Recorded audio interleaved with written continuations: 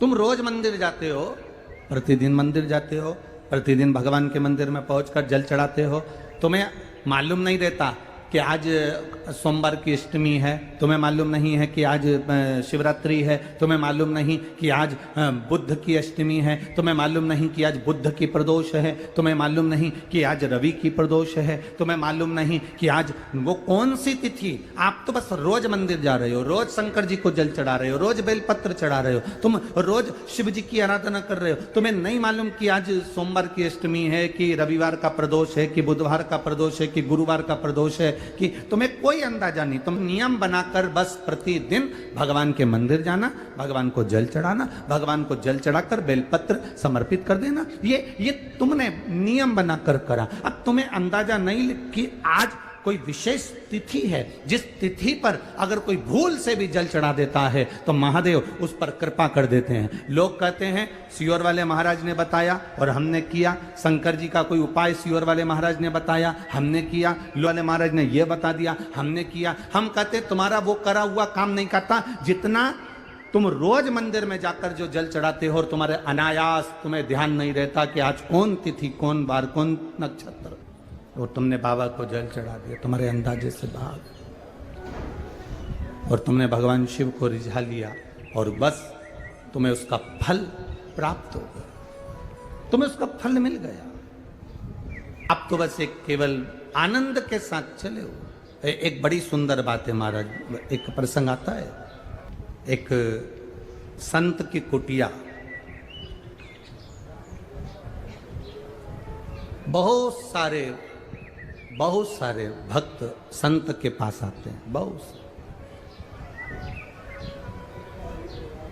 एक बाहर गांव की वैश्या को मालूम पड़ा कि यहाँ संत से मिलने बहुत, वैश्या को लगा कि यहीं संत के पास में ही मैं एक मकान ले लेती हूँ, जो संत के आएंगे मेरा सुंदरता देखकर मेरे पर लोभित होंगे और मेरे यहाँ भी आएंगे, मेरे यहाँ भी पहुंचेंगे। वैश्या ने पास में मकान लिया, संत के यहाँ भीड़ पड़ती, वैश्या के यहाँ भी भीड़ पड़ती, पर वैश्या को लगा कि इतनी भीड़ संत के यहाँ आती है और इतने लोग संत के यहाँ पहुँचते हैं, वैश्या को लगा कि जितने तो मेरे यहाँ नहीं आते उतने संत के यहाँ आते, नहीं आ रहा उतने संत के यहाँ आ रहे। बस वैश्या ने अपने जो चाहने वाला था उससे कहा कि मुझे ये संत की जो कुटिया है ये ठीक नहीं लग रही है, ये संत का जो भवन है, ये संत की जो कुटिया है ये मुझे ठीक नहीं लग रही। वैश्या का शब्द उसके चाहने वाले ने क्या करूं, उसने कहा लगा दे आग संत के झोपड़े में, संत के झोपड़े में आग लगा दे। लगा, और संत के झोपड़े में आग लगा दी गई। आग लगाई, संत बाहर निकल गए, झोपड़ा धधक धधक कर जल रहा था। झोपड़े की आग की लपट इतनी तेज गई कि वेश्या के घर में प्रवेश कर गई और वेश्या का घर भी जल गया, वैश्या का घर भी जल। वैश्या आई संत के पास, आकर उसने कहा बाबा ये अच्छी बात नहीं है, आपने मेरे घर में आग लगवा दी है। संत कहते हैं मुझे तेरे से मतलब क्या जो मैं तेरे घर में आग लगवाऊं, ना तो मैं तुझे पहचानता हूं, ना मैं तुझे जानता हूं, ना कभी तेरा और मेरा कोई परिचय हुआ, तो मैं क्यों आग लगाऊंगा? ना तूने मुझे देखा ना मैंने तुझे देखा, फिर आग लगाने का काम क्या है? मैं क्यों आग लगाऊंगा? वैश्या कहती है नहीं, आपने मेरे भवन में आग लगाई है। कहते हैं मैंने तेरे भवन में आग नहीं लगाई, बस बात इतनी सी है, तेरे यार ने मेरे घर में आग लगाई थी और मेरे यार ने तेरे घर में आग लगाई है। हम जिसका भजन करते हैं ना, हम जिसका स्मरण करते हैं, हम जिसका कीर्तन करते हैं, शिव महापुराण की कथा कहती है आपको जवाब देने की जरूरत नहीं पड़ती, जवाब आपका महादेव देता है। जवाब आपका महादेव देगा, आपको जवाब देने की जरूरत नहीं है। आप क्यों जवाब दे रहे हो? क्यों आप शब्द कह रहे हो? उसने गाली दी, पलट कर आपने गाली दे दी। भगवान कृष्ण को गाली पर गाली बुआ का लड़का दे रहा है, शिशुपाल। एक गाली देता तो चल जाता, सग्गी बुआ का लड़का। मतलब नहीं कि आप कितना कमा रहे हो, दुनिया के लोगों को कोई मतलब नहीं कि आप क्या कर रहे हो, दुनिया के लोगों को कोई मतलब नहीं कि आप कहां जा रहे हो। सबसे ज्यादा तकलीफ तो अपनों को होती है, दूसरों को तकलीफ नहीं होती है। दूसरों को कभी तकलीफ नहीं होगी, तकलीफ अपनों को होगी, तकलीफ अपने वालों को होगी, दुनिया के लोगों को नहीं। भगवान कृष्ण को जो गाली देने वाला था वो कोई दूसरा नहीं, किसी ने नहीं कहा भगवान कृष्ण को कोई चोर कह दिया हो या अपशब्द कह दिया हो या ताने दे दिया हो। भगवान कृष्ण को किसी ने गाली नहीं दी, भगवान कृष्ण को किसी ने अपशब्द नहीं कहा। तो उनकी बुआ के लड़के ने, शिशुपाल ने कहा, गाली पर गाली दी और भगवान सुनते रहे, सुनते रहे, सुनते रहे, सुनते रहे, सुनते रहे। आखिरी में फिर सहन नहीं हो पाया, तब सुदर्शन उठाया और सुदर्शन उठाकर उसका शीश काटा। के पास फुर्सत है। आज के जमाने में किसी के पास टाइम नहीं कि कोई फालतू की बात करे।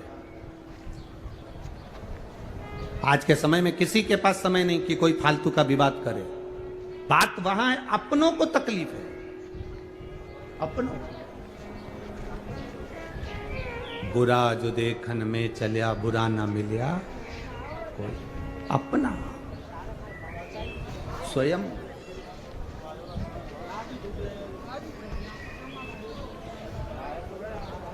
कावड़ लेकर जाने वाले जितने भक्त होते हैं, जो शिव जी की कावड़ लेकर जाते हैं, जो भगवान शंकर के हैं, शिव जी की कावड़ लेकर जाते हैं, शंकर जी को जल चढ़ाने जाते हैं।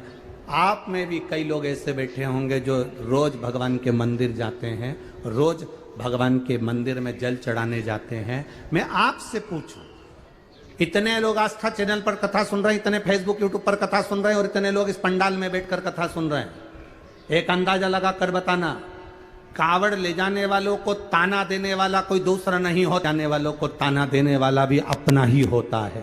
जल चढ़ाने वाले को ताना देने वाला दूसरा नहीं होता, जल चढ़ाने वाले को ताना देने वाला भी अपना ही होता है। आप रोज मंदिर जाओगे, दुनिया के लोग आपको ताना देंगे, ये चल दी सती सावित्री। बताओ मंदिर जाने से क्या होता है? क्या मिलता है शिव जी को जल चढ़ाने से? क्या मिलता है बेलपत्र चढ़ाने से? अरे जो मंदिर जाने वालों को ताना दे रहे हैं, शॉपिंग मॉल जाने वाले को ताना क्यों नहीं देते कि रोज रोज मॉल क्यों जाते हो, रोज कपड़े की दुकान पे क्यों जाते हो, रोज खरीदने क्यों जाते हो, रोज सामान लेने क्यों जाते हो, हर 15 दिन में मोबाइल को रिचार्ज कराने क्यों जाते हो? कभी ताना देने वालों से पूछना कि तुमने ताना तो केवल धर्म की जगह पर दिया, तुमने ताना अपशब्द तो धार्मिक जगह पर दिया, पर तुमने कभी ताना किसी मॉल में जाने वाले को, शॉपिंग मॉल में जाने वाले को, कहीं ब्यूटी पार्लर जाने वाले को, कहीं इधर उधर जाने वाले को कभी ताना क्यों नहीं देते? क्यों? क्योंकि वो उस जगह ताना दे ही नहीं सकते। उनको दिक्कत तो केवल उस बात से है कि ये भगवान से जुड़ क्यों रहा है, भक्ति से जुड़ क्यों रहा, ये भगवान के भजन से जुड़ क्यों रहा। और बोल बम का नारा है, सहारा है। ताना देने वाले देते रहेंगे, आपको भगवत भजन, वो कहते हैं ना, एक लोहे का कीला, एक लोहे की कील, लोहे का कीला, इसको नदी के उस पार ले जाना है। इस कीले को पानी से पार, बहुत लंबी चौड़ी नदी है और कीले को पार ले जाना है। कीले को पानी में छोड़ दो, पार उतर जाएगा? बोलो, जम के बोलो जरा। कीले को पानी में डाल दो तो वो उस पार हो जाएगा? नहीं।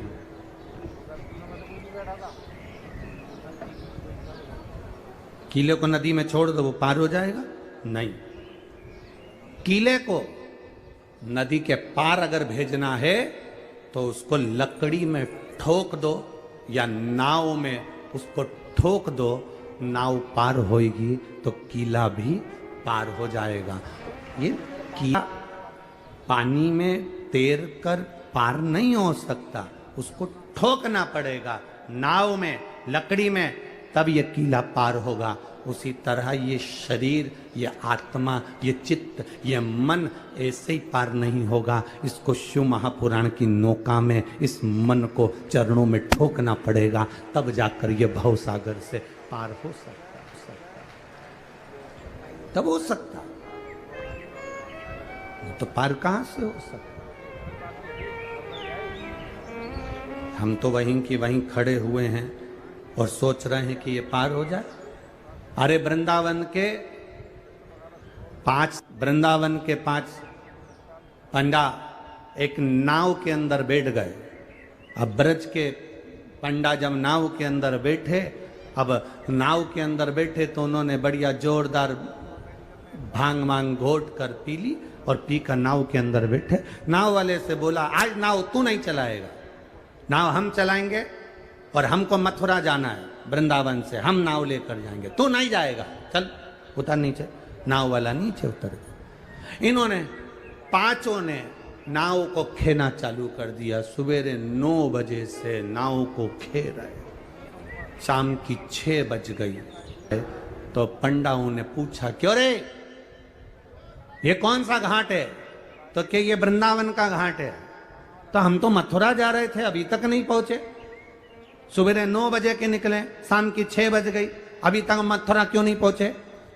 तो घाट पर खड़ा हुआ व्यक्ति बोला, तुम चले तो कब के जाते, पर नाव को तुमने खूंटे से नहीं छोड़ा, इसलिए वो वहीं वहीं घूम रही है पर पार उतर नहीं रही है। हम बस उसी में रमे हुए,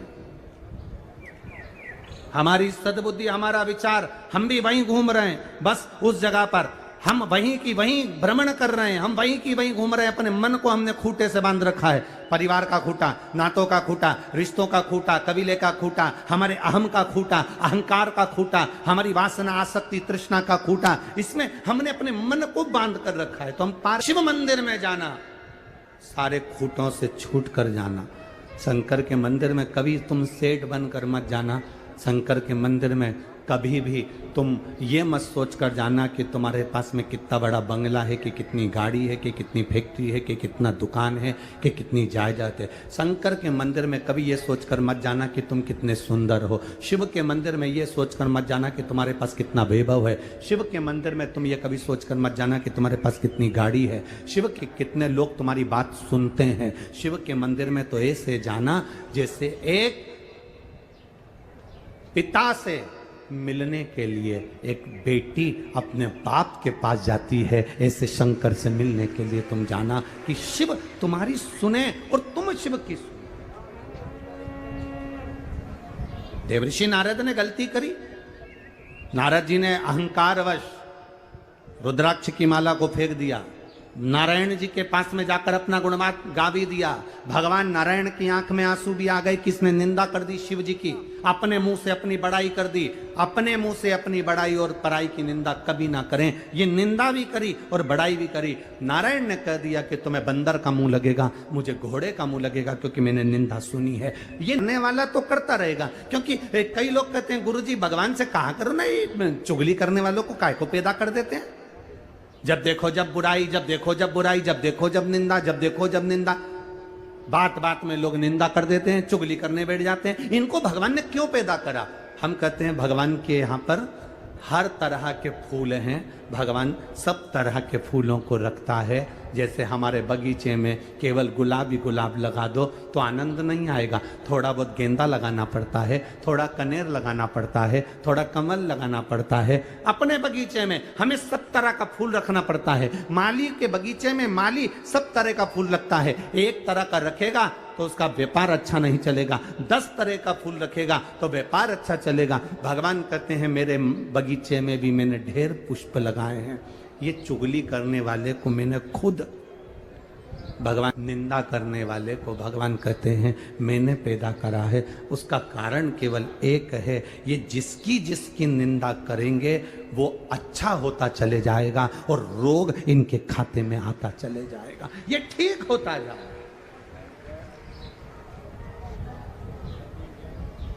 एक पत्र आया है, विवाह हुए 10 वर्ष हो गए थे। कहीं बैठे हो तो हाथ हिला सकते हैं। मेरी बड़ी बेटी के यहाँ शादी हुए, उसका विवाह करे 10 साल हो गए थे, उसके यहाँ संतान नहीं थी। गुरुदेव इलाज निरंतर करते थे, डॉक्टरों को दिखाया, सब कुछ किया, पर 10 साल तक औलाद नहीं हुई। मेरी बेटी को मैंने कहा तू शिवजी के मंदिर जाया कर, सफेद आंकड़े की जड़ का प्रयोग कर। बेटी जब मंदिर जाने लगी, उसको लोग अपशब्द कहने लगे, मंदिर जाने लगी, ताना देने लगे, आड़ा टेढ़ा कहने लगे। मेरी बेटी की आंख में आंसू आए, उसने कहा पिताजी मंदिर जाऊं तो लोग आड़ा टेढ़ा तो कहते हैं, अपशब्द तो कहते हैं। मैंने अपनी बेटी से कहा सियोर वाला महाराज कहता है तानों से मत डरना, ये ताने नहीं, ये तो हमारे मार्ग को सफल करने के लिए जितनी जितनी लोग गाली दें, जितना जितना लोग निंदा, समझ लेना तेरी बीमारी कट रही है और भगवान तेरी झोली भरेगा जरूर, तू मंदिर जाती रहे। मैंने बेटी से कहा, बेटी ने मंदिर जाना प्रारंभ करा, सफेद आंकड़े की जड़ का प्रयोग करना प्रारंभ करा, पशुपति व्रत करना प्रारंभ करा, और बाबा की कृपा का क्या वर्णन करूं। दुनिया के लोग उसको ताने देते थे, अपशब्द कहते थे कि इसके यहां संतान नहीं होगी। 10 साल दिखाते दिखाते हो गए, औलाद नहीं हुई, तो अब क्या होगी जब लोगों की ताने पड़ते रहे, अपशब्द कहते रहे गुरुदेव। और बाबा की कृपा का मैं क्या गुणगान करूं। 21 जुलाई 2023 को मेरी बेटी के घर में जुड़वा बच्चे हो गए, जिनका फोटो में लगा रहा हूं। जुड़वा बच्चे हुए जिनका फोटो में लगा रहा हूं। ये शिव की कृपा, ये शंकर की उदारता, ये शंकर की करुणा और उसकी दया। आपको अगर लोग ताना दे रहे हैं, गाली दे रहे हैं, अपशब्द कह रहे हैं, समझ लेना कि प्रभु की कृपा अब चालू हुई है। अच्छा बताओ, मीराबाई बचपन से भगवान का भजन करती थी, बोलो सही है कि गलत है? सही है। बचपन में मीराबाई को भगवान ने दर्शन दिया था क्या? अरे बोलो जम के। जब जहर का प्याला आया, मीराबाई को जब सांप का पिटारा आया, मीराबाई को जब शेर के सामने ले जाकर छोड़ दिया, मीराबाई को जब जंगल में ले जाकर छोड़ दिया, जितनी बार मीरा के सामने बार बार मीरा को जब कष्ट मिला, तब गिरधर गोपाला उस मीराबाई के लिए दौड़ कर आया। जब तक जहर का प्याला नहीं आया, तब तक मीरा के लिए सांवरिया कहा। सम्मुख अपशब्द कहे जाएं, ताने दिए जाएं, आड़ा टेढ़ा कहा जाए। आप लोगों को ताने पर ताने मिले, अपशब्द पर अपशब्द मिले, गाली पर गाली मिले। तुम रोज मंदिर जा रही हो, रोज तुम्हारे परिवार के लोग आड़ा टेढ़ा कर रहे हैं। एक पत्र और देखिए, करने का बोली थी इसलिए मैं यहां आई हूं। कहीं बैठी हो, मेरे किडनी में स्टोन था, फिर वो गठान बन गई। डॉक्टर को दिखाया तो उन्होंने कहा गांठ हो गई है। रायपुर के डॉक्टरों का इलाज चला, डॉक्टरों ने किडनी निकालने का बोल दिया। अब डॉक्टर ने कहा कि ये किडनी निकलेगी और दूसरी किडनी अगर कोई डोनेट कर रहा हो तो आप वो लगवा सकते हैं। अब कहाँ किडनी ढूंढे बाबा? रायपुर दिखाया और 2 जगह दिखाया, सब ने कहा किडनी को निकालना पड़ेगा, किडनी बेकार हो गई। गुरुजी, शिव जी का मैं क्या वर्णन करूं, बाबा का मैं क्या गुणगान करूं। जब किडनी निकालने के लिए हॉस्पिटल में एडमिट हो गए, किसी ने कहा कि शंकर जी पे एक बार जल चढ़ाकर उसका पानी पीकर फिर ऑपरेशन के लिए चले जाओ। बाबा, बाबा तो बाबा होता है। गुरुजी, विश्वास करा जिसने मुझे बताया था मैंने उसकी बात पर विश्वास करा और शिव जी को जल चढ़ाकर मैं ऑपरेशन के लिए चली गई। अनुदान करूं, ऑपरेशन तो हुआ पर मेरी किडनी अच्छी हो गई, उसे निकालना नहीं पड़ा, इसलिए मैं बाबा को यहां प्रणाम करना। दोनों हाथ एक बार हिला। ये शिव तत्व है। बैठिए बहन, ये शंकर, ये ओघड़ी, ये दयालु, ये दातार है, ये त्रिकालदर्शी, ये कैलाशी। अब शब्द कहने वाला बोलता रहेगा। शिव तत्व की प्राप्ति का सुख। ये बहन लिख रही है ऑपरेशन तो हुआ, डॉक्टर ने ऑपरेशन कर कर कह दिया किडनी निकालने की जरूरत नहीं, इसकी किडनी तो ठीक है। और शिव तत्व हमारे भीतर का विश्वास है। रामचरितमानस में लिखा क्या है? एक तिल्दा नेवरा के एक वकील साहब ने अपना पत्र भेजा है। वकील साहब ने एक पत्र भेजा है। उन वकील साहब ने अपने जीवन का एक अनुभव लिखा उस पत्र के अंदर।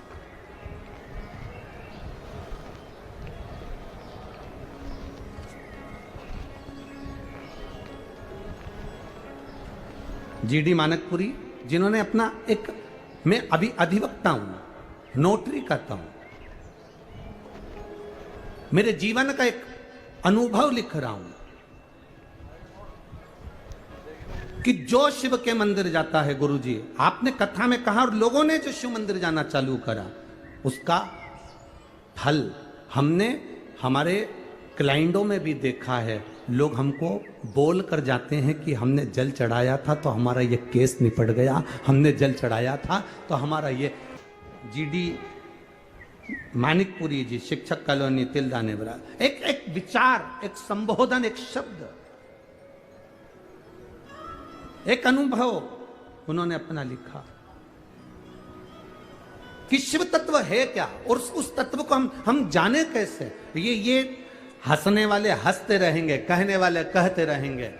आपके ऊपर, हमारे ऊपर लोग ज्यादा कहते हैं ये तो टोटके वाला महाराज है, ये तो उपाय वाला महाराज है, ये तो लोगों का काम है ताना देना। तुम टोटके वाला समझो चाहे उपाय वाला समझो, पर इतने लोगों की झोली अगर बाबा भर रहा है तो हम टोटके वाले ही सरी, उसमें कोई दिक्कत नहीं। आग लगे बस्ती में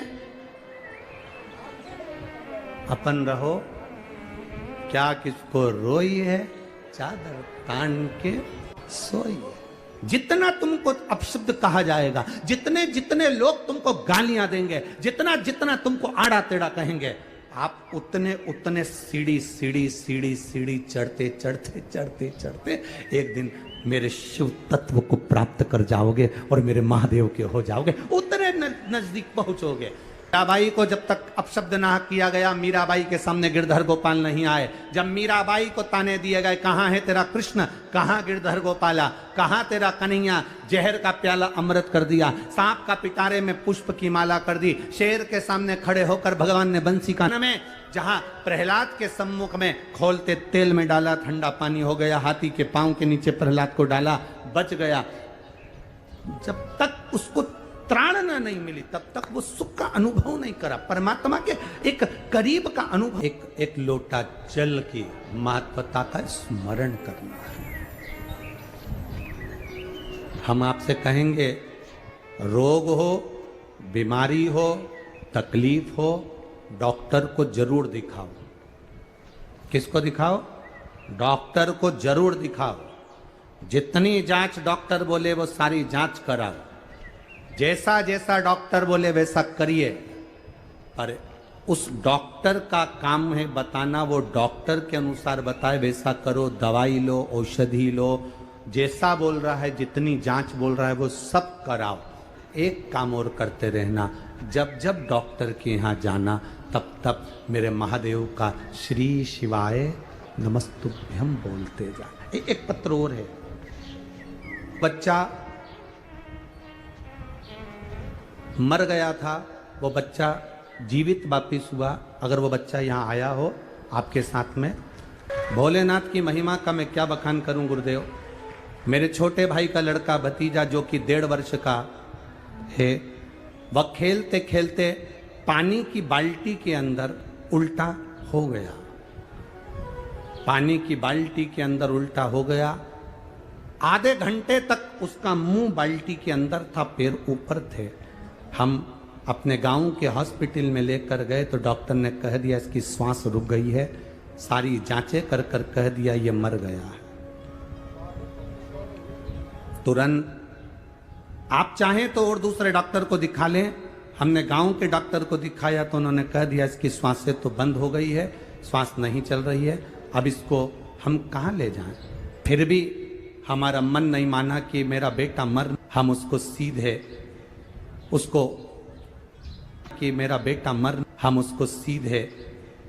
उसको हॉस्पिटल के लिए लेकर गए शहर के। और एक कौन सा हॉस्पिटल का नाम लिखा, मिशन हॉस्पिटल के तिल्दा में भर्ती किए। तिल्दा में जब भर्ती किए तो उनने भी कह दिया इस बच्चे की श्वास नहीं चल रही है, ये मर चुका है, इसको आप ले जाओ। फिर भी मन नहीं माना, हम उसको रायपुर ले जाने की तैयारी करने लगे। गुरुदेव, तिल्दा से हम रायपुर लेकर जा रहे हैं, बच्चे को आधे घंटे पहले डूब चुका था, प्राण जा चुका, हॉस्पिटल में मना कर दिया था, रायपुर ले जा रहे थे।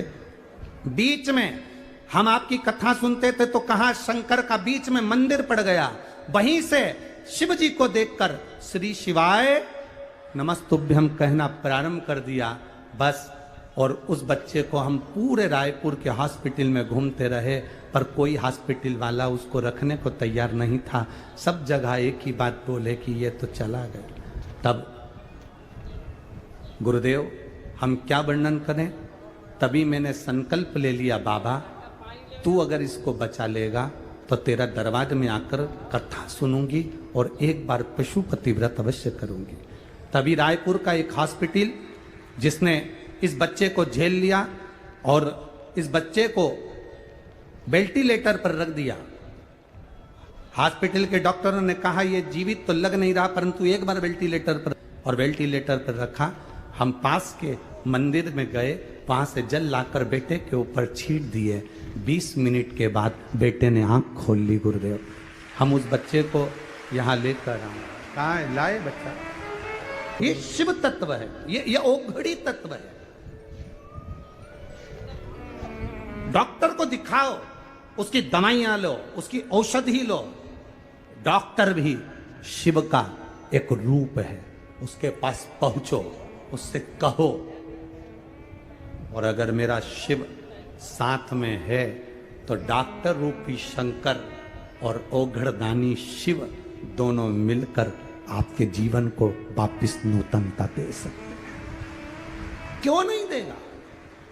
क्यों? आपके जीवन को वापिस वो नूतनता दे सकता है। आप वहां तक पहुंचो तो उस शिव की स्तुति में, उस शंकर के गुणगान में, उस शंकर के आनंद में आप पहुंचो तो।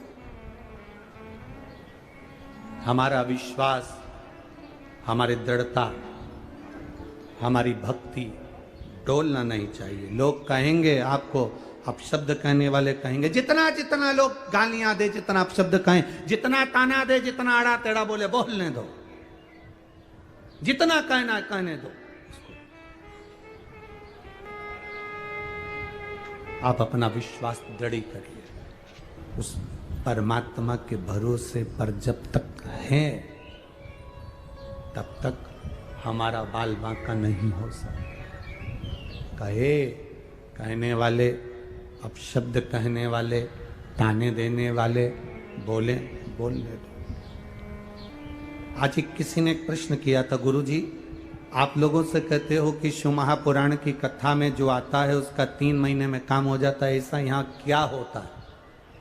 हमने कहा यहाँ 3 चीजें एक साथ होती है, ग्रंथ, संत और भगवंत यहाँ एक साथ मिलते हैं, इसलिए बाबा सुन लेता है।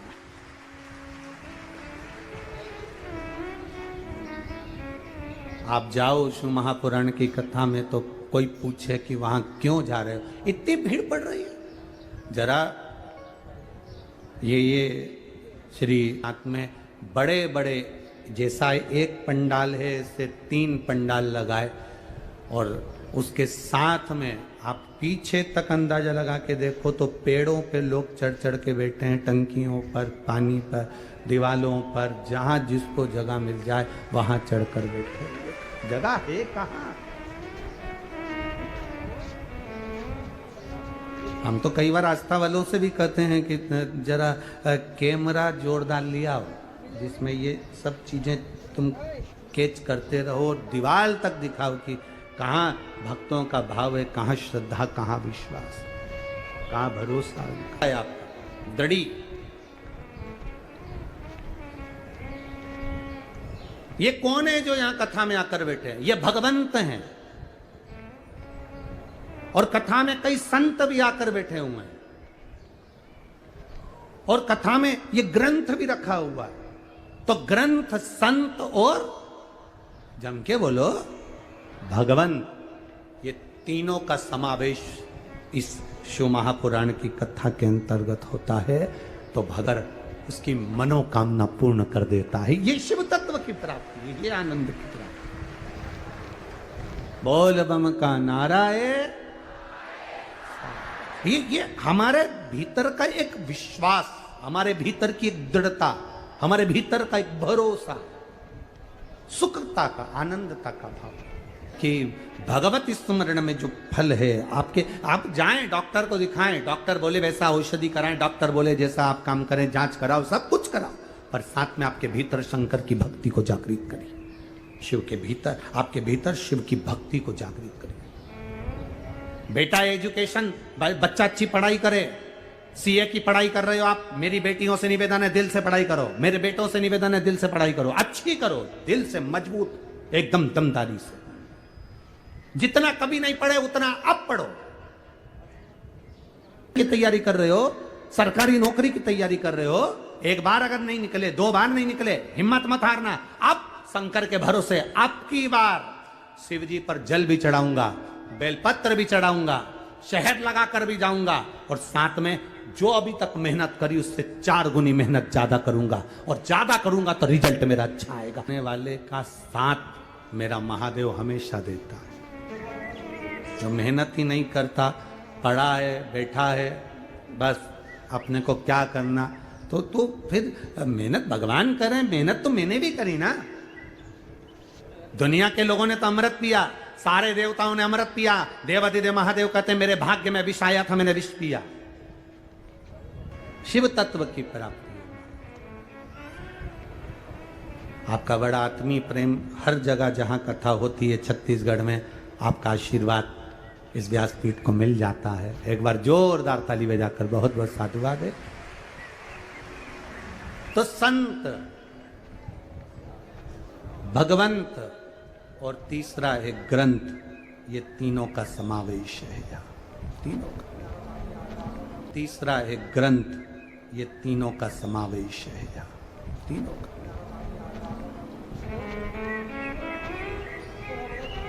थोड़ा मेहनत करना पड़ेगा। आप सोचे कि मैंने शिव पुराण की कथा सुन ली तो मेहनत नहीं करना पड़ेगा, अरे करना पड़ेगा। शिव के मंदिर तक भी जा रहे हो, ये आपका परिश्रम है। शहर में झाड़ू पोछा लगा रहे हो, ये आपका परिश्रम है। साथ में पढ़ाई कर रहे हो। कौन कहता है कि आपकी सरकारी नौकरी नहीं लग सकती? कौन कहे कि आपका सरकारी नौकरी ना लगेगी? मेरा बेटियों से और मेरे बेटों से निवेदन है, मेरे युवान बहन भाई से निवेदन है, ये कभी मत सोचना कोई तुमको अगर डरा दे कि बहुत मेहनत करना पड़ती है तब सीए निकलता है, लास्ट का सीए फाइनल तो बड़ी मेहनत से होता है, इंजीनियरिंग की पढ़ाई तो बड़ी कठिन होती है, इसकी पढ़ाई तो बहुत कठिन होती है, कलेक्टर का पद पाना कोई साधारण है, एसपी डीएसपी बनना कोई साधारण है, ये बनना कोई साधारण है। हम कहते हैं जो तुम्हारे सामने खड़े हैं वो भी तो बने हैं, जब वो बन सकते हैं तो तुम क्यों नहीं बन सकते हो? आपके परिश्रम में कमी मत आन दो, आपकी मेहनत में कमी मत आन दो, और आपके विश्वास में कमी मत आन दो। आपका भरोसा दृढ़ कर लो, मैं कर रहा हूं। आपकी बार मम्मी, मां, आपकी बार ए महतारी, आपकी बार जो पढ़ाई करूंगा ना, मैं गारंटी देता हूं, मैंने शिव जी पे जल चढ़ाया है, मैंने बेलपत्र चढ़ाई है और अब मैं दिल से पढ़ाई करूंगा। अगली कथा में इसी छत्तीसगढ़ की भूमि में पंडाल में बैठकर मैं भी कहूंगा कि मेरी नौकरी लगी है। ये मेहनत तुम्हारी है, ये संघर्ष तुम्हारा है, ये परिश्रम तुम्हारा। ना भी कष्ट आए, कितनी भी तकलीफ आए, शिव उसको संभाल ले। जहां शिव नहीं है वहां फिर जीव धक्के बहुत खाता है। जहां शंकर नहीं है फिर जीव धक्के खाता। आपके घर में भले छोटा सा शिवलिंग हो, पत्थर का हो, पाषाण का हो, पीतल का हो, चांदी का हो, सोने का हो, लोहे का हो, कांच का हो, कैसा भी हो, हीरे का हो, मोती का हो, कैसा भी हो, पर अपने घर में पत्थर का, लकड़ी का, कैसा भी अपने घर में एक शिवलिंग होना जरूरी है। एक शंकर का शिवलिंग हमारे घर में होना जरूरी है। हमारे घर में शंकर का एक शिवलिंग होना जरूरी है, बहुत जरूरी। वो किसी का भी हो, भले वो कैसा भी हो, भले वो नर्मदा जी के कंकर का हो, सीहोर के कंकर का हो, चाहे कैसा भी कुबेरेश्वर बाबा के कंकर का हो, पर शिवलिंग शिवलिंग घर में हो। एक पत्र है, देखिए,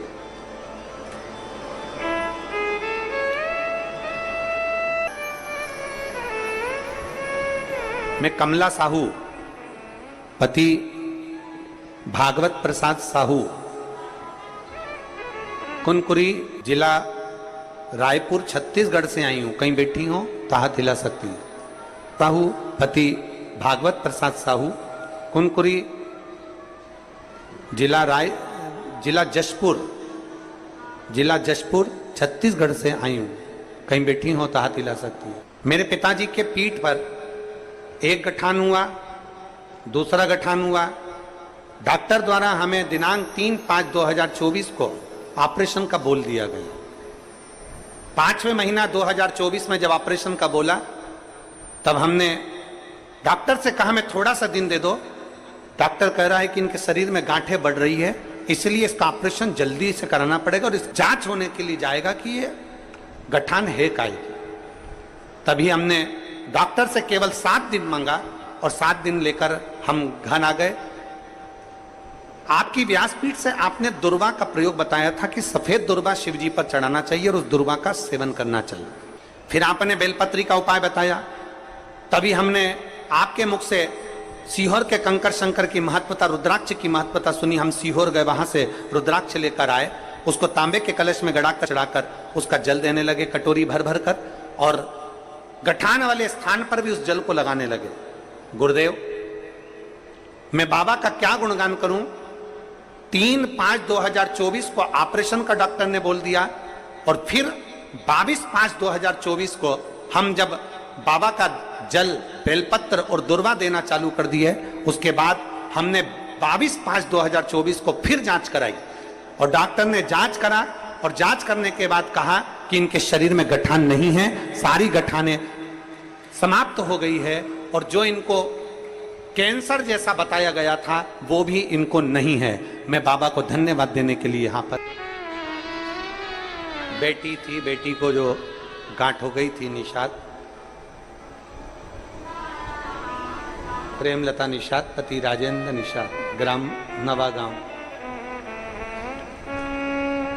शिव,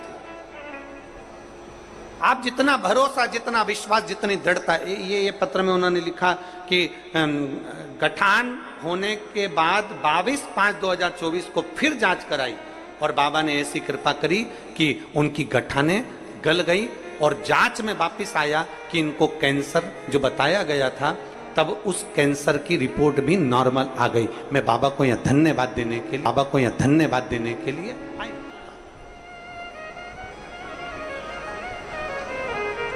और जब हम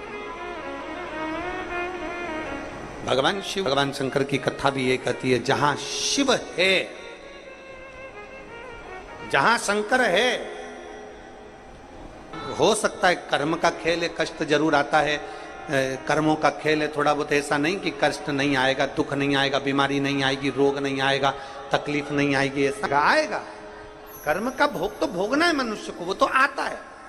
पर इतना जरूर है कि अगर शंकर के गुणगान में हम लगे हैं, घर के अंदर शिवलिंग है, एक लोटा जल हम महादेव को चढ़ा रहे हैं, रोज प्रतिदिन मंदिर जा रहे हैं, तो ये निश्चित है कि हमारा जो दुख है वो बड़ा नहीं रहेगा, वो दुख धीरे धीरे कर कर कट जाएगा, ये निश्चित है। पर आश्रित हो जाएं हम, उसके भरोसे हो जाएं, उसकी दृढ़ता हम धारण कर लें, उसके भरोसे उसकी दृढ़ता में हम रहें, उसके आश्रित होकर हम रहें। मैया गई जलकर भस्म हो गई, और माता सती जब जलकर भस्म हुई, हिमालय राज के घर में पार्वती के नाम से विख्यात नारद ने उनको ज्ञान उपदेश दिया।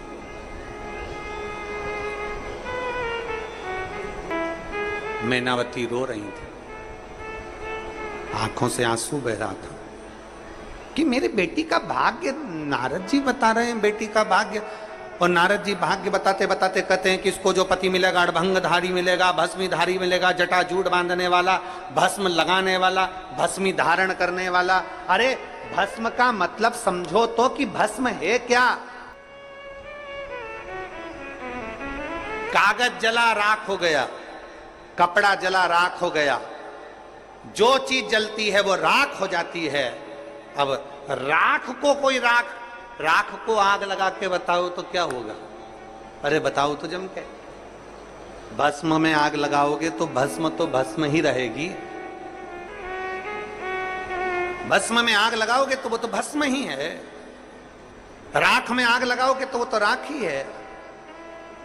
भगवान शिव की कथा कर रही है, मैंने अपने तन पर भस्म लपेट कर रखी है, उसका कारण केवल इतना सा है, जो बर्तन मांजने में काम आती हो, जो भस्म दूसरी जगह पड़ी रहती हो, जिस राख का कोई मूल्य नहीं है, जिस राख की कोई कीमत नहीं है, शिव कहते हैं वो राख मैंने अपने पर धारण कर कर उसकी भी कीमत बढ़ा दी है। अर्थात शास्त्र कहता है छोटे से छोटा,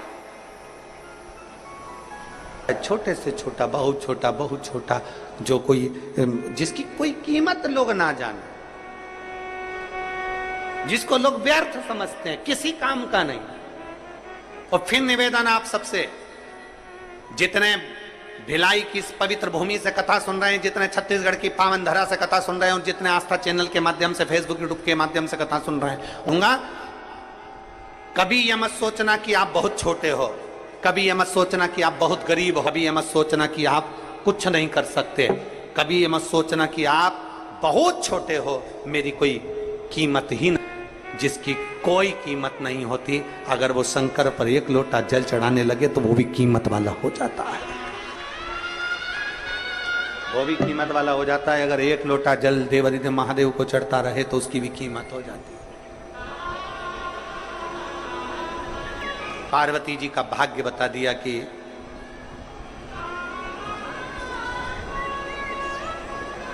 ये पार्वती इस भंग मिलेगा, जटाजूट वाला, भस्मी रमाने वाला।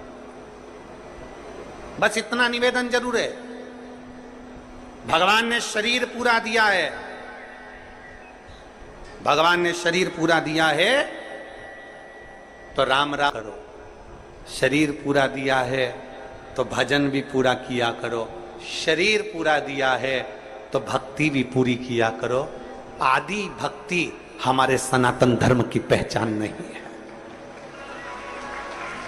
आदि भक्ति हमारे सनातन धर्म की पहचान नहीं है, आधा राम राम हमारी सनातन धर्म की पहचान नहीं है। शरीर पूरा दिया, हाथ पूरे दिए तो राम राम भी दोनों हाथ जोड़कर करना चाहिए, ये सनातन धर्म का नियम है, ये सनातन है। एक हाथ से राम राम करना, एक हाथ से राम बोलना, या एक हाथ का प्रयोग भगवान की भक्ति में करना श्रेष्ठता नहीं है। का प्रयोग दूसरे धर्म में होता है, एक हाथ का प्रयोग दूसरे धर्म में होता है, हमारे सनातन धर्म में एक हाथ का प्रयोग नहीं होता, सनातन धर्म में दो हाथ का प्रयोग होता है। राम राम साहब, हमारे सनातन धर्म में दो हाथ का प्रयोग होता है, हर हर। हमारे सनातन धर्म में दो हाथों से नमन किया जाता है, प्रणाम किया जाता है। ये दूसरे धर्म की सभ्यता है, ये दूसरे धर्म का नियम है, जो एक हाथ से प्रणाम कर ले, एक हाथ से कुछ भी कर ले। हमारे सनातन धर्म में एक हाथ का प्रयोग नहीं, दो हाथ का प्रयोग है। पर आजकल ना जाने कौन सा नियम लेकर आ गए, मम्मी पापा के पांव भी पड़ेंगे तो एक हाथ। ये एक हाथ हमारे सनातन ही नहीं है। हमारे सनातन धर्म की तो पहचान 2 हाथ है ना। जब भी और निवेदन करूंगा, आप जब भी किसी से बात करें, राम राम करें, प्रणाम कर, हाथ से नहीं, हाथ जोड़ कर करें। ये भारतीय सभ्यता, संस्कृति और मेरे भारत की निशानी है। एक हाथ से प्रणाम नहीं।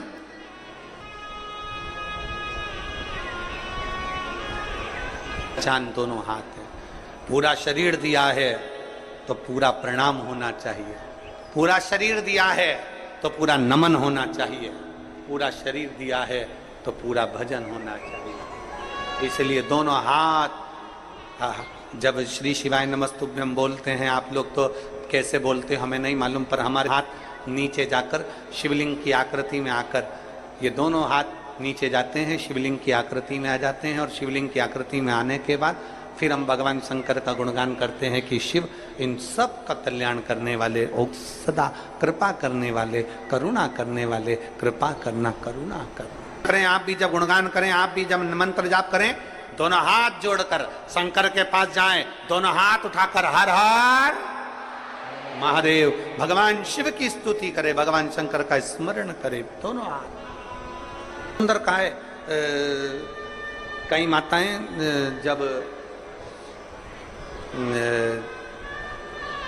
माताएं जब जल चढ़ाती हैं तो एक हाथ से तो जल चढ़ाती रहती हैं, दूसरे हाथ से भगवान को घसती रहती है। शिव महापुराण की कथा कहती है पहले जल चढ़ा लो, फिर थोड़ा सा घस लो दोनों हाथों से, फिर वापस जल चढ़ा लो। दोनों हाथों का प्रयोग करिए, दोनों हाथों का प्रयोग करिए।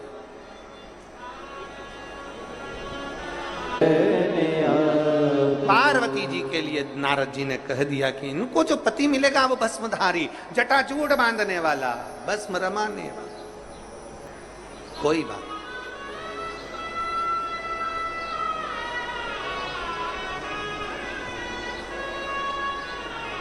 पार्वती मैया थोड़ी सी, पार्वती मैया थोड़ी सी बड़ी हो गई। बड़ी होने के बाद पार्वती जी को थोड़े थोड़े दिन में इतना क्रोध जागृत हो जाता, इतना जाता कि पार्वती जी कोई सामग्री अगर रखी रहती तो वो सामग्री को फेंक देती। क्रोध जागृत।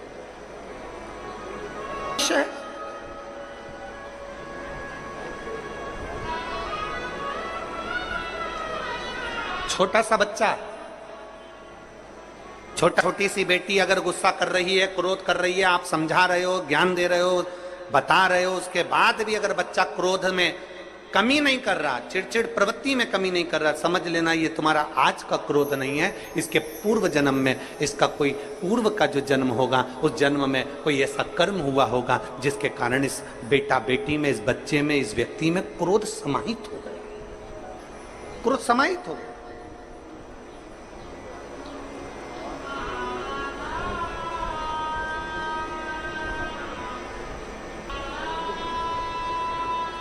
महाराज वो धतूरा देखा है आप लोगों ने? जम के बोलो जरा, देखा है सबने? धतूरा, धतूरे में पीछे जो डंडी होती है वो थोड़ी सी मुड़ी होती है, हल्की सी मुड़ी होगी डंडी, हल्की। जो प्रसंग आप और हम श्रवण कर रहे हैं वही प्रसंग यहाँ चल रहा है। ये धतूरा जैसे देखिए, अब ये धतूरा, धतूरे की जो डंडी है, ये डंडी एकदम सीधी नहीं रहती है। डंडी हमेशा, कोई भी धतूरा होगा, धतूरे की डंडी थोड़ी सी मुड़ी हुई होगी, थोड़ी सी मुड़ी रहती है। प्रत्येक धतूरे की डंडी मुड़ी रहती है। अब आप अपने बच्चों को समझा रहे हो, इसका क्रोध कम नहीं हो रहा, मैंने समझा दिया, ज्ञान दे दिया, पिताजी ने समझाया, दादा समझाए, दादी समझाई, अपने घर के संस्कार अच्छे हैं, अपने घर में कोई गुस्सा करने वाला, अपने घर में सब प्रेम करने वाले हैं, सब आदर करने वाले हैं, सब सत्कार करने वाले हैं। उसके बाद भी अगर बच्चे क्रोध में डूबे हुए हैं तो ये इनके इस जन्म का नहीं है, ये उस जन्म का है। पार्वती जी, पार्वती जी छोटी सी अवस्था धारण करती हैं। 5 वर्ष की अवस्था में माता पार्वती जी आती हैं। हर थोड़ा पार्वती जी को क्रोध आ जाता है, इतना तेज क्रोध आता है माता पार्वती, जो सामान हाथ में आया वो फेंक देती। इतना माना जगत जननी हो, मां दुर्गा हो, भवानी हो, अष्टभुजा धात्री हो, पर मां जब एक बड़ी हो जाओ तब क्रोध करो तो चल जा, पर छोटी सी अवस्था में क्रोध आता। एक चिंता का विषय पड़ गया। हिमालय राज की रातों की नींद उड़ गई, मां मेनावती की रातों की नींद उड़ गई। हमारी बेटी पार्वती को हुआ क्या है, थोड़े दिन अच्छी रहती है, 2-4 दिन अच्छी रहती है, 2-4 दिन में ना क्रोध करती है कि वस्तु फेंक देती है। इतना क्रोध मां पार्वती का, बड़ा चिंता का विषय पड़ गया। हिमालय राज का मन बड़ा दुखी था। हिमालय राज जी मन दुखी था तो हिमालय राज आज अपने नगर से बाहर निकल गए। बाहर निकले, थोड़ा सा मन को थोड़ा सा संभालने के लिए बाहर निकले। बड़े दुखी थे हिमालय राज, आज बड़े दुखी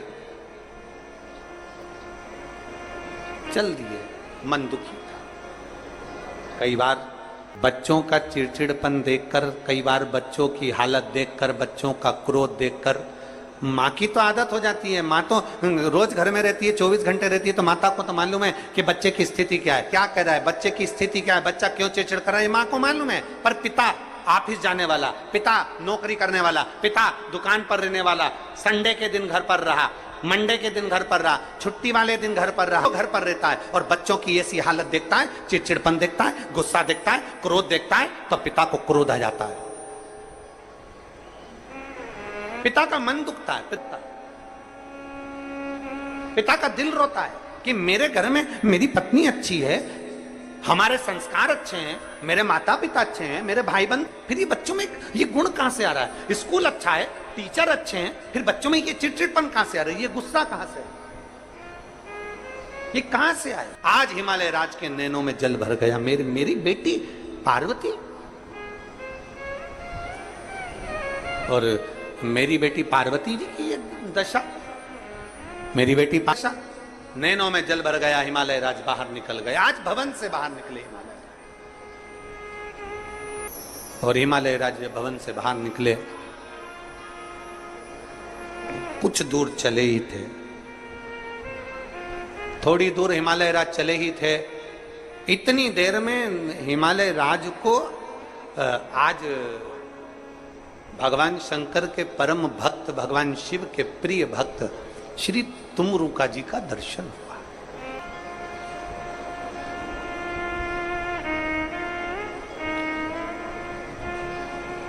ये बड़ी सुंदर कथा है। जरा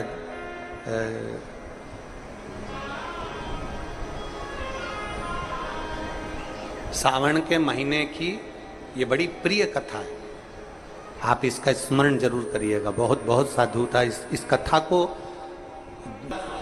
इसका स्मरण जरूर होना चाहिए। हिमालय राज सामने से तुमरुका जी आ रहे हैं, हाथ में वीणा रखी है, एक हाथ में करताल है। नारद जी का जैसा स्वरूप होता है वैसे ही तुमरुका जी का स्वरूप है। घोड़े का मुख लगा है, हाथ में वीणा है, एक हाथ में करताल है, और तुमरुका जी भगवान का नाम लेते लेते चले आ, चले आ।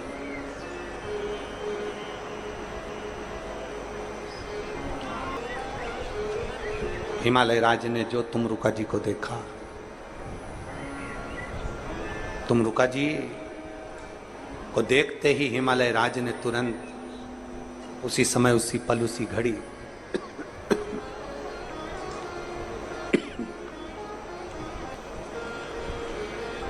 तुमरुका जी को देखते ही हिमालय राज ने उसी पल, उसी घड़ी प्रणाम किया।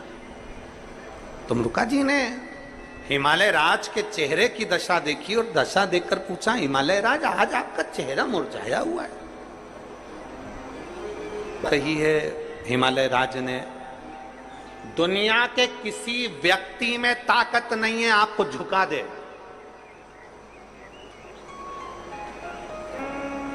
दुनिया में कोई ऐसा पैदा नहीं हुआ जो आपको तोड़ दे। दुनिया में ऐसा कोई पैदा नहीं हुआ जो आपको झुका दे, आपको तोड़ दे। व्यक्ति झुकता है और टूटता है तो अपने घर से टूटता है, नहीं तो दुनिया में किसी की सामर्थ्यता नहीं। कोई कितनी भी गाली दे, कोई नहीं झुक सकता। कोई कितने भी तानी दे, कोई नहीं झुक सकता। सबसे ज्यादा व्यक्ति टूटता है तो अपने घर से टूटता है, सबसे ज्यादा झुकता है तो अपने घर से झुकता है। दिन भर घर के लोग बैठकर अगर टॉर्चर करेंगे, दिन भर घर के लोग बोले जाएंगे, उसने ऐसा कर दिया, उसने वैसा कर दिया, उसने ऐसा कर दिया, उसने वैसा कर दिया, तो घर में रहने वाला व्यक्ति सबसे ज्यादा टूटता है। बच्चे ऐसा, बच्चे वैसा, पत्नी ऐसी, परिवार ऐसा। कहीं पत्नी टॉर्चर कर रही, कहीं कर रहा, कहीं भाई टॉर्चर कर रहा, कहीं बहन टॉर्चर करे, कहीं माता पिता टॉर्चर करें, कहीं बंधु भाई टॉर्चर करे, कहीं रिश्तेदार टॉर्चर करें, तब व्यक्ति टूटता है। दूसरे में दम नहीं कि तुमको तोड़ दे, दूसरे की सामर्थ्यता नहीं कि तुम्हें झुका दे। घर के लोग जब बार बार करते हैं तो फिर झुकना पड़ता है। किसी के भीतर वो सामर्थ्यता नहीं है। हिमालय राज जैसे शिखर को, हिमालय राज जैसे पर्वत को, हिमालय राज को, जो हिमालय का भी राजा है, पर्वतों का भी राजा है, उसको कोई दूसरा नहीं तोड़ पाया। घर के बच्चों की दशा देखकर, बार बार स्मरण देखकर टूट गया। एक बाप दुनिया में शेर है, एक पिता सारी दुनिया में राज्य करना जानता है, भले एक पान की दुकान चलाता हो, भले पानी का काम करता हो, चाहे एक साइकिल पर कपड़ा सामान बेचता हो, पर उसमें वो बल है कि वो दुनिया से लड़ सकता है। पर जो है ना, और घर में पत्नी, बच्चे और परिवार मुंह फुला कर रहते हैं, उनके चेहरे की दशा अच्छी नहीं रहती ना, वो दुनिया से जीत सकता है पर घर में आके हार जाता है। एक व्यक्ति घर में आकर हार जाता है। और मेरा निवेदन है घर के बच्चों को, मेरा निवेदन है घर की पत्नी को, घर में रहने वाली मेरी माताओं को, मेरी बेटियों को, मेरी जीजियों को, मेरा निवेदन है मेरे घर के बेटा बेटियों को, तुम्हारा बाप, तुम्हारा पिता जब दिन भर थक कर काम कर कर जब अपने घर में आए ना, मुसद्दी लाल जैसा मत करो। तुम्हारा चेहरा प्रसन्न होना चाहिए, तुम्हारे चेहरे पर खुशी होना चाहिए, तुम्हारे चेहरे पर खुशी होना, प्रसन्नता होना चाहिए। तुम्हारा चेहरा मुरझाया हुआ नहीं होना चाहिए। बेटी की दशा देखी, बाप रो देता है। बेटे की दशा देखी, बाप रो देता है। पत्नी का दशा देखी, बाप रो देता है। घर के लोगों की दशा देखी, बाप रो देता है। उसके चेहरे की प्रसन्नता चली जाती है।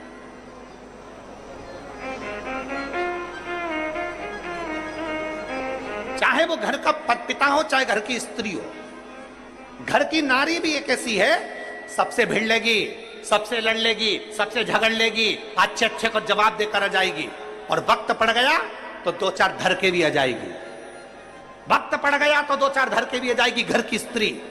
पर घर में पति पत्नी को सम्मान ना करे तो एक दिन औलाद भी अपनी मां का सम्मान नहीं करते हैं। फिर एक दिन औलाद, हिमालय राज की आंख में जल भरा। पूछा, तुम रुका जी ने पूछा, आज आपके चेहरे की दशा क्या है?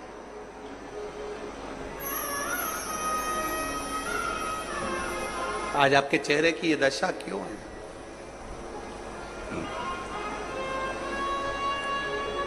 हिमालय राज कहते हैं, मेरी बेटी को नहीं समझ में आता कि थोड़े दिन अच्छी रहती है, थोड़े दिन में क्रोध कर जाती है, गुस्सा कर जाती है, बहुत चिड़चिड़ करती है, करूं क्या?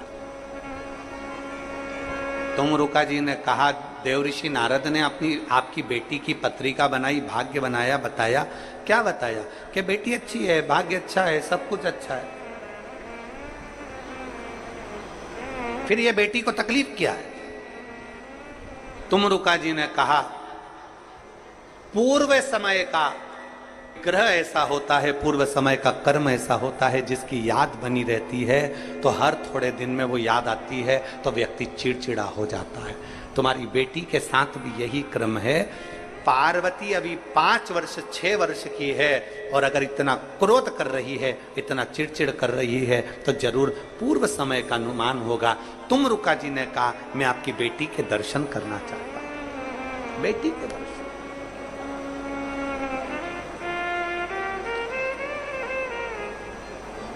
चल निकलता, नमः शिवाय, ओम नमः शिवाय, श्री शिवाय नमस्तुभ्यम। उनके मुख से शिव नाम निकलता है।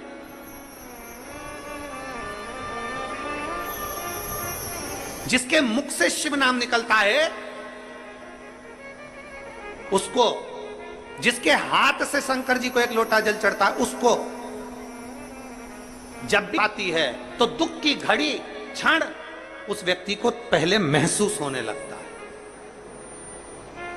घर में कई जीजियां ऐसी हैं, कई माताएं ऐसी हैं, कई जीजा ऐसे हैं, कई बुजुर्ग माताएं ऐसी हैं जो भगवान शंकर को जल चढ़ाने वाली होती है ना, तो कई बार अपने बच्चे को राय दे देती है, ऐसा मत कर बेटा, बाद में नुकसान हो जाएगा, बेटा ऐसा मत करना, ऐसा होने वाला है, मुझे ऐसा लग रहा है कि तेरे साथ कुछ होने वाला है। मतलब उसको पूर्व भान हो गया। शंकर की आराधना करने वाला, शिव को जल चढ़ाने वाला, शंकर की स्तुति करने वाला, श्री शिवाय नमस्तुभ्यम बोलने वाले को पूर्व का भान हो ही जाता। हिमालय राज, जो तुमरुका जी ने माता पार्वती जी का दर्शन करा, प्रणाम करा मां को प्रणाम करा।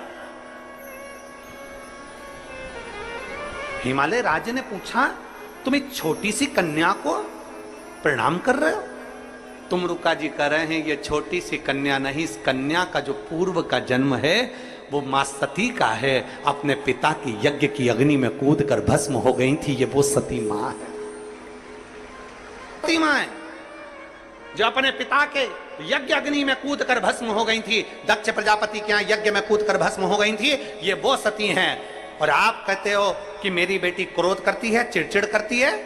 ये माता पार्वती जो क्रोध कर रही हैं, ये पूर्व जो पिता के घर में गई थी, पिता ने अपमान करा था, बहनों ने अपमान करा था, भाइयों ने अपमान करा था, परिवार वालों ने अपमान करा था, वो अपमान सती के दिल में, वो अपमान आज तक सती के दिल में है। और ये अगला जन्म ले ली, वो अपमान आज तक भूल नहीं पाई है, इसलिए चिड़चिड़ कर जाती है, क्रोध कर जाती है।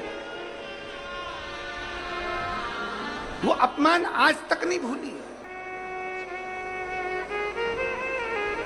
कई लोग कहते हैं, गुरुजी हमारे घर के संस्कार अच्छे हैं, परिवार अच्छा है, माता पिता अच्छे हैं, दादा दादी अच्छे हैं, रिश्तेदार अच्छे हैं, एजुकेशन अच्छी है, स्कूल अच्छा है, ट्यूशन अच्छी है, फिर बच्चे इतने चिड़चिड़ क्यों करते हैं? ये आज का नहीं, पूर्व का है।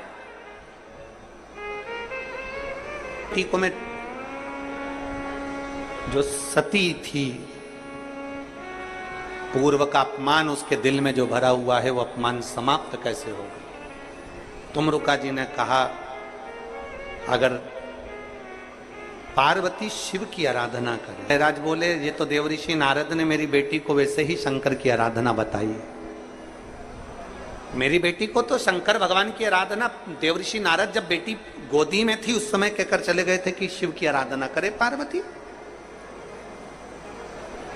और मेरी बेटी शिव की होती है।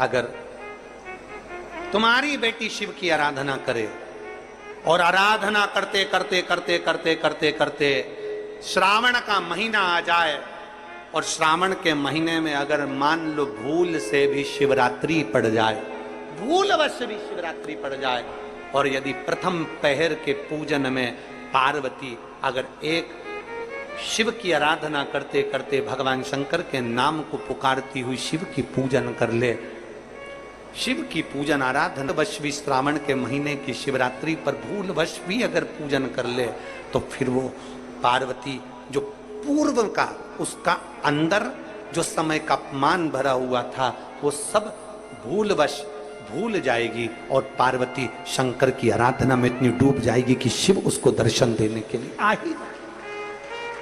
ऐसा कौन सा काम है जो आप नहीं कर सकते?